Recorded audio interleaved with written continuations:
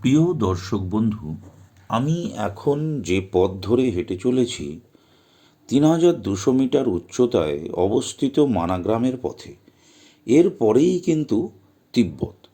কোথায় সেই গ্রাম, কিভাবে যাবেন, কি কি দেখবেন, আপনারা সব কিছু জানতে পারবেন আমার এই ভিডিও থেকে। শুধু সঙ্গে থাকতে হবে শেষ পর্যন্ত।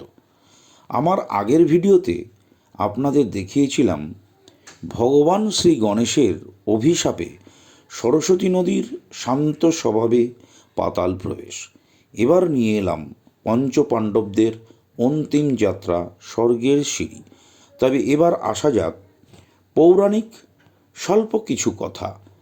আদি অনন্তের পথ ধরে স্বর্গের পথে হেঁটে চলেছেন পঞ্চপাণ্ডব, সঙ্গে তাদের একমাত্র স্ত্রী দ্রৌপদী। মাঝে পড়ল সরস্বতী নদী।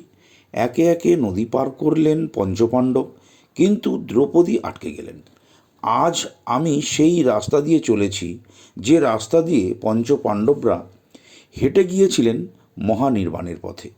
কথিত আছে যে পাণ্ডবরা এই পথ ধরেই গিয়েছিলেন স্বর্গে যাওয়ার জন্য, যদিও কিছুকাল আগে পর্যন্ত এই গ্রামটির কথা কেউ জানতো না।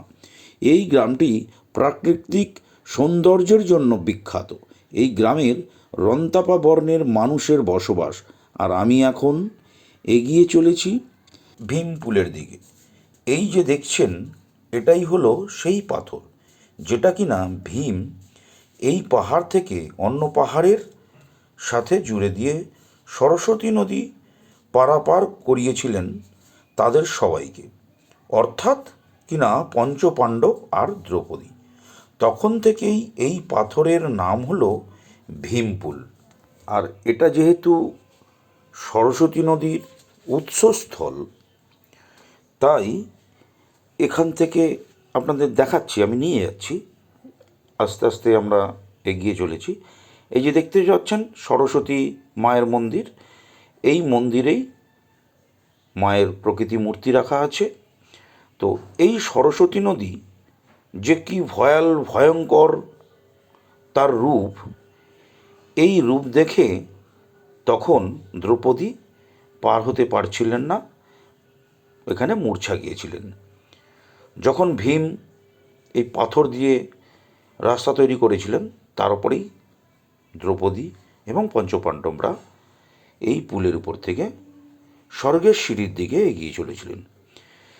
আমি এই যে দেখতে পাচ্ছেন যে এই সরস্বতী নদীর এই জলরাশি, এই জলরাশির এইখান থেকেই তার উৎপত্তি। আমরা এই মুহূর্তে এখন এই সরস্বতী নদীর উপরে মা সরস্বতীর মন্দিরে, এই তার প্রকৃতি মূর্তি। এবারে এই স্বর্গের সিঁড়ি।